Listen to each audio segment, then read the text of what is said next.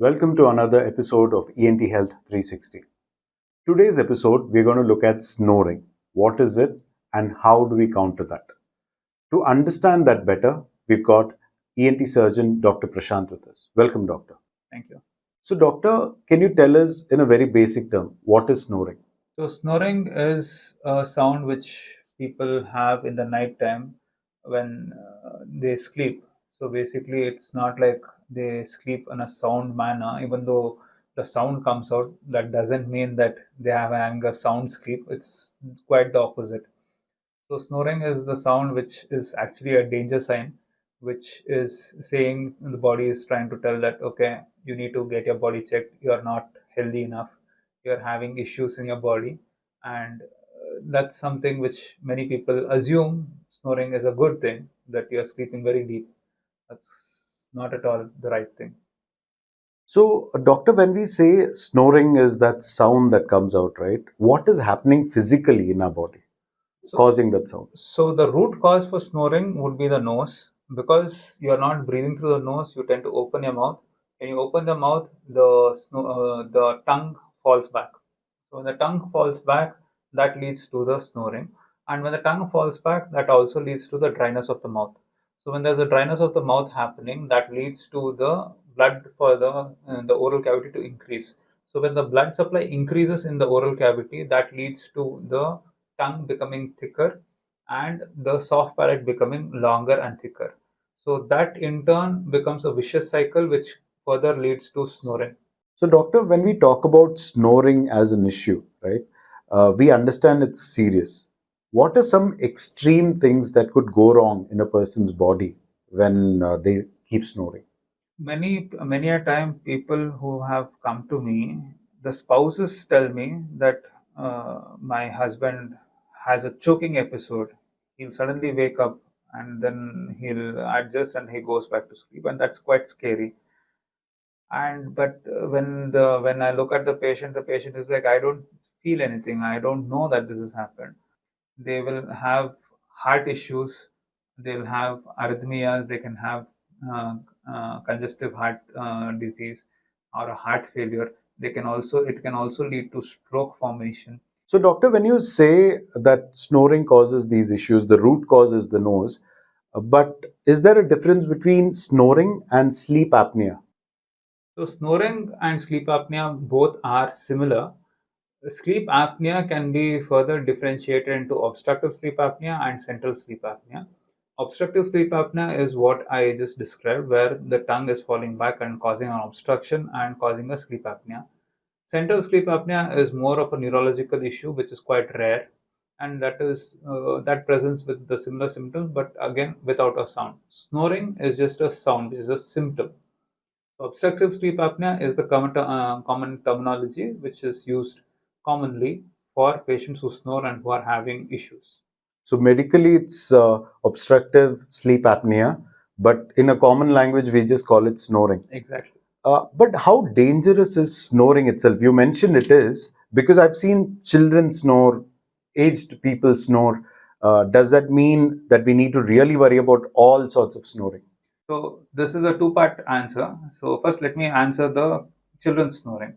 So when the children snore, the root cause will be the adenoid tissue, which is in the back of the nose. So the adenoid tissue is a tissue which is in the back of the nose, which is like the third tonsil. So the third tonsil will enlarge because of any cold, any kind of allergy, because of any various things. So whenever that enlarges, that leads to the blockage of the back of the nose.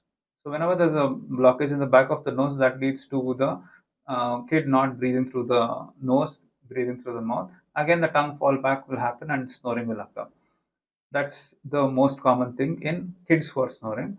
And in adults, when the snoring happens, again the root cause will be the nose, because again the nose can be blocked because of various things. It can be because of DNS, because of adenoids, because of polyps, because of sinusitis, because of multiple things. So the root cause is the nose. So again, the nose will get blocked and they start snoring. Coming to the symptoms wise, again, let me answer the symptoms what the kids will have who needs to have attention. So, from the kid's perspective, whenever the kid is having difficulty in waking up in the morning, tiredness, reduced growth, reduced appetite, and also the focusing ability is lost. They have ADHD kind of symptoms. Then we need to address it at the earliest. We need to check what is happening and treat it either medically or surgically. Okay. For the adults part, when I'm talking about, for the adults, the symptoms can be again daytime sleepiness, tiredness. They'll have difficulty in losing weight, or they gain extreme amount of weights even if they have little bit of food. They'll have heart issues like arrhythmias, palpitations, where the heart will suddenly increase and decrease in heart rate. And also it leads to various kinds of sexual dysfunctions. They'll have anxiety issues, they'll have brain fog, they'll be irritable, they will have acidity issues, they will have diabetes, they'll also have hypertension. So all these various factors will be secondary to snoring. So when we talk about this, are they physical ailments or is it something which is caused because of improper breathing practices? Because there are a lot of things you would have read these days where people claim that by practicing breathing, right, and doing it in the right way, you're able to resolve a lot of these issues. So is it necessary that it's a physical thing or can it be resolved? So there are two parts to it. Again, yes, definitely snoring is usually seen in people who are obese, and these symptoms are usually seen in patients who have obesity. But that being said, even thin people have snoring issues. So we need to assess what is happening. On physical assessment only, we can get to know what exactly is happening. So ideally, we need to do a CT scan of the nose to understand what is happening, and also physically examine the patient's throat to see how much of a collapse is happening. If the snoring is happening just because of some mild cold or something, that can be treated with medical medications, and that should take care of it. But if there's an anatomical issue inside the nose which is leading to the obstruction of the nose, which is leading to further ailments like the septal deviations or the nerve impingements, or they'll have sinusitis or polyps or adenoids or hypertrophic turbinates or various other things, allergies. So all these factors, if at all it is quite chronic, that leads to further hypoxia and that leads to snoring, then that has to be addressed.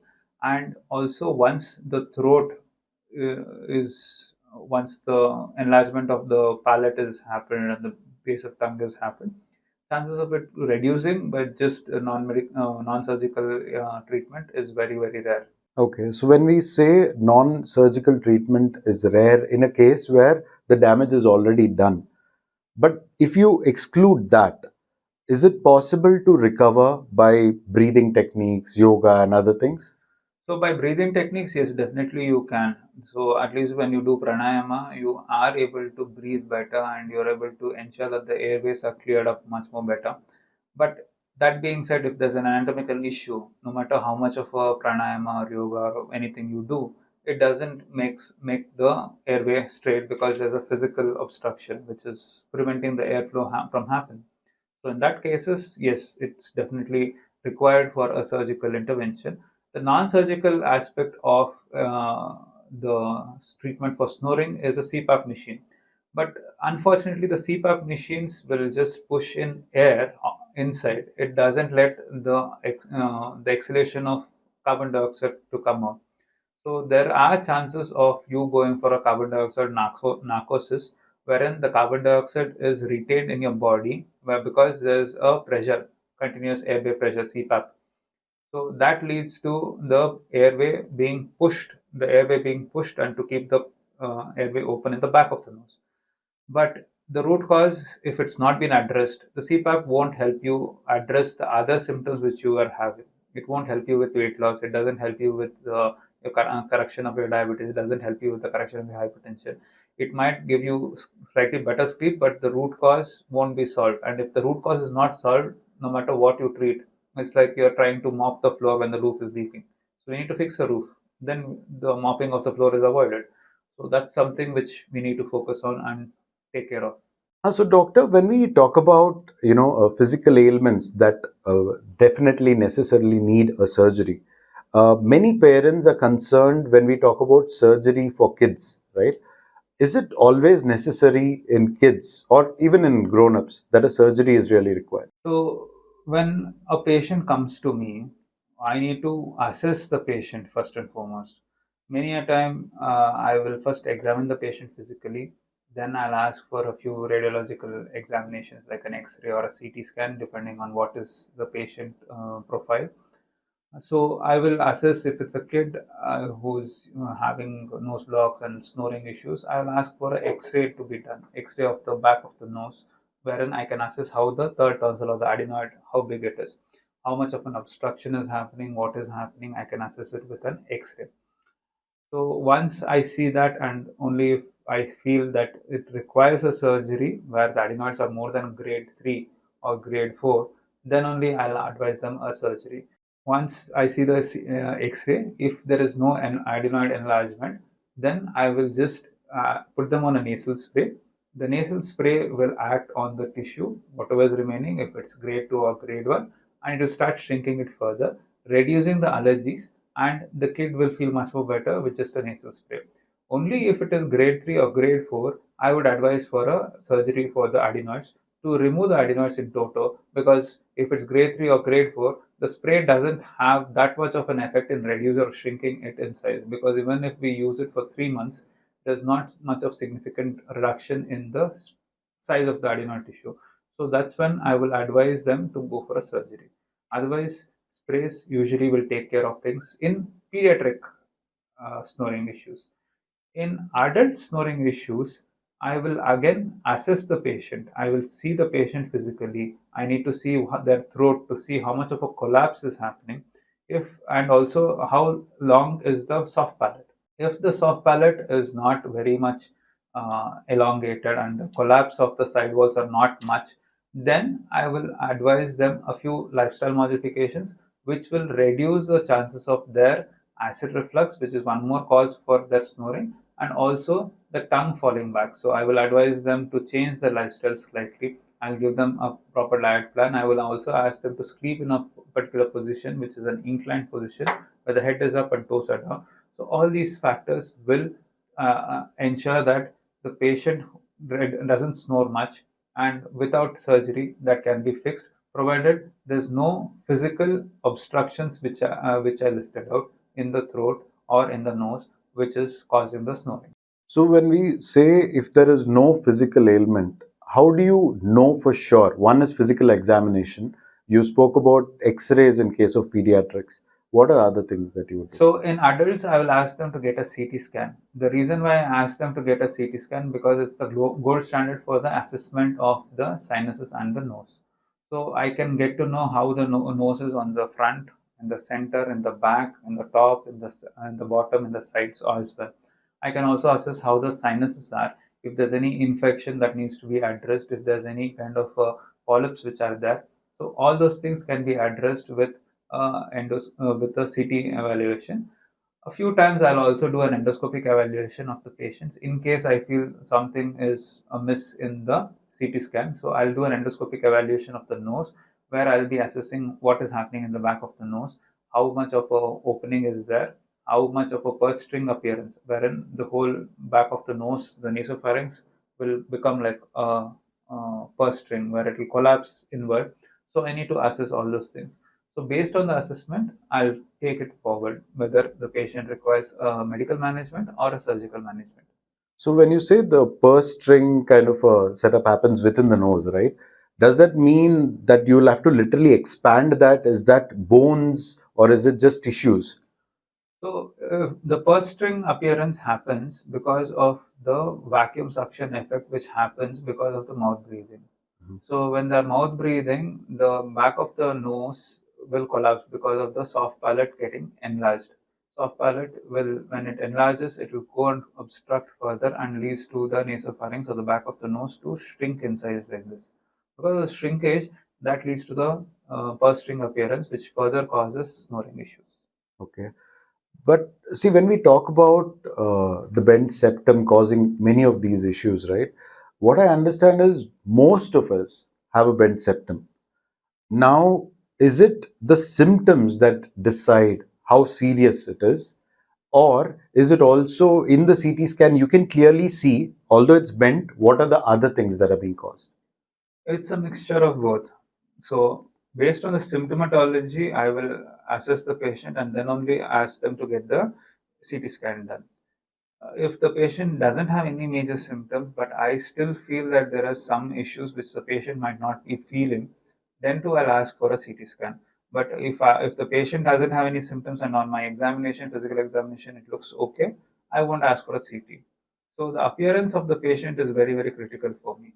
When I say appearance of the patient, when I see the patients, usually patients who snore will have a thick neck, they'll have a thick, fat face, they'll also have a pot belly, they will also look very tired and their eyes will be red in color. They'll look very sleepy. So all these factors put together, I'll make an assessment and then plan for the next steps. So, doctor, are there any cases where, because some patients go to multiple doctors when they hear the word surgery, especially, right? Are there any cases that you've seen where a surgery was not required, or the other way around also? So the first example which I would want to talk about is a patient who had visited multiple doctors thinking that they have various ailments, like they had gone to a cardiologist thinking that they have a heart issue, they had gone to a pulmonologist thinking they have lung issues, they've gone to a gastroenterologist thinking that they have a stomach issue. So after visiting all these doctors, they finally came to me and saying that, "Oh, I have all these symptoms. I have acidity issues. I have breathing difficulties. I have heart palpitations, and all those things." But when I saw the records, they told everything is normal. And then when I examined the patient, I realized that the patient is having a severe snoring issue. And then I asked them further more details. I asked them, does the patient have any uh, anxiety issues, any depressive episodes? Then they told yes. I also asked them, do they have body pains? They told yes. I asked them, are they having difficulty in losing weight? They told yes. So I told all of them and I connected back to the snoring. So then I told them, if you want to ensure that you want to get rid of all these symptoms, then you will require surgery, which doesn't leave any cuts or scars or any bandages on your face. And you will also lose weight. Your snoring will be fully gone. Your spouse will be sleeping much more better. Your ability to focus on things will be much more better. And the patient told yes. And post the surgery, voila, patient has lost around 12 kgs to 13 kgs in about 2 weeks' time. And headaches which the patient had is completely gone. The acidity which the patient had is completely gone. And to my surprise, the patient also who had a hangover, who couldn't drink a pint of beer, is completely happy drinking one glass of beer or two glasses of beer without having any hangovers. So this is something which happened recently to one of my patients. The other example was a patient who had visited 2 3 doctors, who had symptoms similar to snoring, and but when I examined the patient didn't have any anatomical issues, and when I examined the throat as well, there was nothing major issue like the collapsing of the throat and all those things was not there. So for them, I told them a set of exercises. I don't even put them on any medications because the acid reflux was also very minimal. So I just gave them my standard precautions or the lifestyle changes which had to be followed. And with just the lifestyle modifications, the snoring almost fully vanished. So these two are the two ends of the spectrum patients whom I have treated recently. So both the sides, I'm seeing that there are patients who are having who have been advised surgery, and I found that it's not required. But other case, they have gone to multiple doctors and they've not figured out what has happened, and I cured them fully. So this is how the spectrum works. When you spoke about these symptoms, right, many of these symptoms are related to body weight also, or it could be type 2 diabetes, which a patient might already have. How do we identify that it's not something else causing this? Like, for example, let's say weight of a person, weight gain causing snoring. How do we identify that? So the snoring is what is the root cause for the weight gain, first and foremost, because they are not able to breathe properly through their nose. The metabolism is low because the mouth breathing is usually seen. So when a patient mouth breathes, they are not, no, the whole passageway from the tip of the tongue till the lungs will get dried up. So when there's drying up of secretions, the oxygen which diffuses through doesn't diffuse through to the blood, leading to the low oxygen levels in the blood. So when there's low blood oxygen levels, the metabolism, which is for which oxygen is very very essential for burning stuff, be it your glucose, be it your fats, be it your proteins, or any other nutrient source, that burning won't happen to convert it into energy. Because of which the excess unmetabolized fuels, that's your glucose or carbohydrates, will get converted to fat and it will get deposited in your tissues, leading to obesity. Okay. So could we say that it's some sort of a cycle? So when a person has snoring issues, it leads to other complications, and those complications further increase the snoring also. Yes. So because they are not breathing properly, they are snoring. Because of snoring, the weight is gaining, and because the weight gain is happening, the fat deposition in your face and in your tongue and in your back of the throat will increase, leading to the snoring to worsen because of physical obstruction. So it's a vicious cycle. Snoring causes obesity. Obesity will further cause obstruction. Obstruction will again lead to snoring, and snoring again leads to your weight gain. So when we talk about snoring patients, right? If I am snoring a lot, what are my options? How do I get rid of it? So, if you are a patient who has snoring, or your spouse tells you that you are snoring quite a lot, so first thing we need to get it assessed. We need to assess. You need to physically meet a ENT surgeon to understand what is happening inside the nose. We also need to meet a ENT doctor to assess what is happening in the throat. Both the assessment of the nose and throat, we will get to know what is happening. Why is the root cause of snoring happening? So coming to the treatment aspect, next would be the investigations. The investigations would be, we need to get a CT scan of the nose, we need to do a sleep study, we need to assess your blood work, we need to check if you are having hypothyroidism, we need to assess all these things. So once we assess all these things, then we can figure out what are the treatment options which are there. So talking about the treatment options, there are two options. One is a non-surgical treatment option, and the other one is a surgical treatment option. The non-surgical treatment option will be beneficial for patients who have less on the lesser side of snoring, where they would have just initiated snoring because of a cold or something like that. So treating the infection of the nose will reduce the snoring. Few lifestyle changes which will modify their way how they sleep, what they eat, and all these things modification will help them reduce weight, and that will also lead to reduction of snoring. And also there is an option of wearing a CPAP machine where the mask is put on the face, which will tightly fix on the face, and you strap it up around your face and you go to sleep like a fighter pilot or a Darth Vader. So that way you are pushing the air. So what is the full form of CPAP? Continuous airway pressure. Okay. So there is a device which is pushing continuous pressure of air in through your nose to keep the back of the nose open. But there are a few drawbacks of that, which I think patients, once they start using it, will know, and then they feel that it's not feasible for them. Then for them, surgical treatment is the option. So when I'm talking about surgical treatment, we need to assess what is happening inside the nose. So the assessment begins with a CT scan of the nose, wherein the whole CT scan shows how the whole face is, the nose is, if there's any polyps inside the nose, if there's any bent or twisted septum, if there's any turbinate hypertrophy or ballooning of the turbinates. All these things can be assessed with a CT scan. Once the CT scan is done, we'll also see what needs to be done and address that properly. So if there's issues inside the nose, that needs to be fixed. And if the throat doesn't have major issues of extra overhang of the soft palate, or the collapse of the throat is not too much, then just addressing the nose and fixing the nose will take care of snoring in 90% of the patient. 10% of patients who have the issues inside the throat, which is leading to them having elongated palate and thickened tonsils and collapsing side walls, that also would require addressing.